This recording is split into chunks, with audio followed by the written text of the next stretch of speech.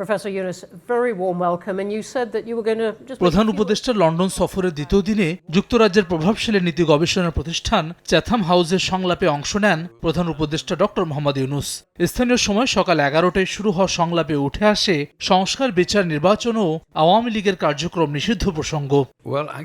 এপ্রিলে নির্বাচন আয়োজনের ঘোষণা নিয়ে রাজনৈতিক দলগুলোর অসন্তোষের বিষয়ে প্রশ্নের জবাবে প্রধান উপদেষ্টা বলেন, গত 17 বছর ভোটের অধিকার থেকে বঞ্চিত দেশের তরুণরা নির্বাচনের জন্য মুখিয়ে আছে।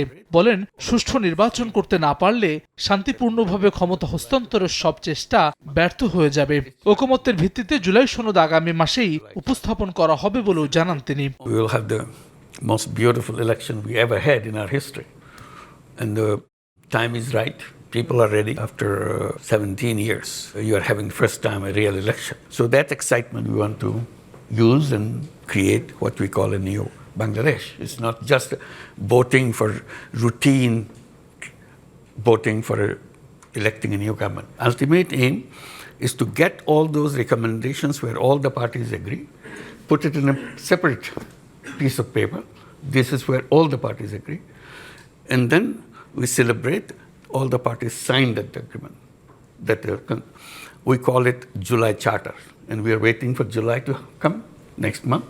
আওয়ামী লীগের কার্যক্রম নিষিদ্ধ প্রসঙ্গে প্রশ্নের জবাবে ডক্টর ইউনুস বলেন, এটি বিচার কার্যক্রম শেষ না হওয়া পর্যন্ত বহাল থাকবে। বিচার কার্যক্রম নির্বাচিত সরকারের সময়ও চলতে পারে এমন প্রশ্নের জবাবে প্রধান উপদেষ্টা বলেন, বিচারের দায়িত্ব জনগণই অন্তর্বর্তী সরকারকে দিয়েছে।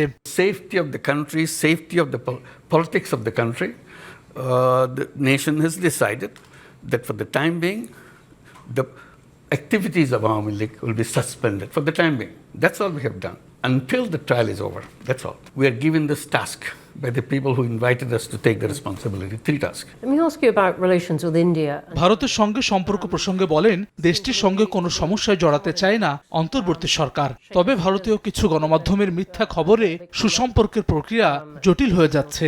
We want to build the best of relationship with India. It's our neighbor. We don't want to have any kind of basic problem with them. But somehow things go wrong every time because of all the fake news coming from the Indian press. Rohingya জনগোষ্ঠীর ক্ষোভের বিস্ফোরণের আগেই সংকট সমাধানে আন্তর্জাতিক সম্প্রদায়কে এগিয়ে আসার আহ্বান জানান প্রধান উপদেষ্টা। জাতিসংঘ সাধারণ অধিবেশনের সাইডলাইন বৈঠকে এ বিষয়ে আলোচনা হবে বলেও জানান ডক্টর ইউনুস।